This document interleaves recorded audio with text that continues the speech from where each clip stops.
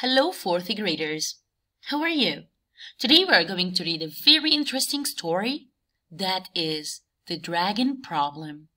The genre of our story is a fairy tale. It teaches us that sharing our ideas and brainstorming are very important to help us solve our problems. I want you now to bring a reading book and open on page 22 to follow along with me. And here we go. Once upon a time, long before computers, baseball, or pizza, there lived a young man named Liang. During the day, Liang helped his father build furniture. At night, he made unique original toys for the children in the village. He made birds with flapping wings. He carved dragons with rippling moving scales, sharp claws, and red eyes.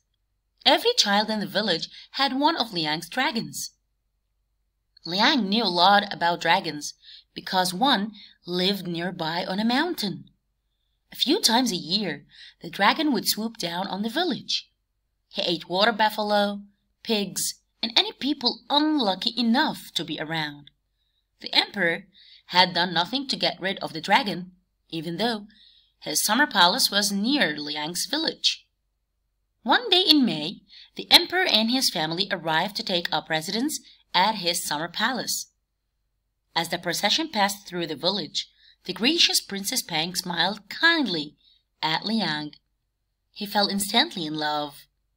At dinner that night, Liang told his father that he wanted to marry Princess Pang. His father almost chopped on the stale, hard rice bowl he was eating. "You're joking," his father said when he finally could speak. "I'm serious," insisted Liang. His father began laughing so hard that the old chair he was sitting on broke. He lay on top of the flattened chair, still laughing. "I'll show him," Liang muttered angrily as he stomped out of the room. The next morning, the emperor's messenger made an official announcement. "His most noble emperor proclaims that whoever gets rid of the dragon will marry his daughter, Princess Pang."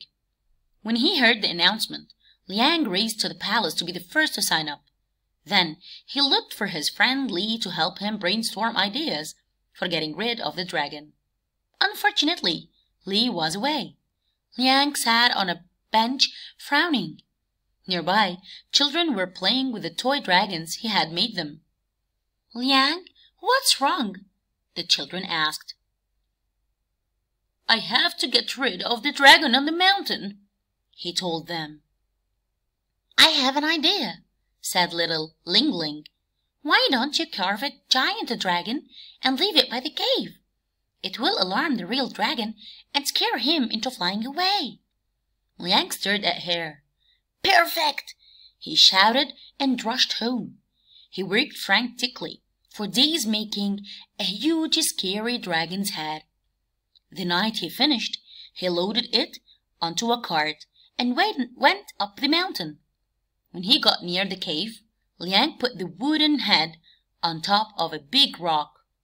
From the front, it looked like the rest of the dragon's body was behind the rock.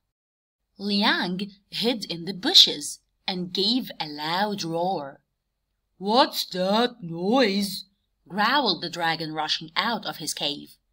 Then he saw the massive dragon head glaring at him. "Go away, or I'll eat you up," he commanded. The huge dragon continued to glare at him. "He must be very strong. He's not afraid of me," thought the dragon, who, like all bullies, was a coward. He decided that now was a good time to take a long trip.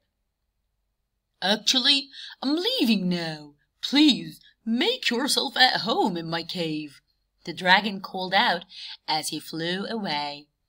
A year later, Liang and Princess Pang were married.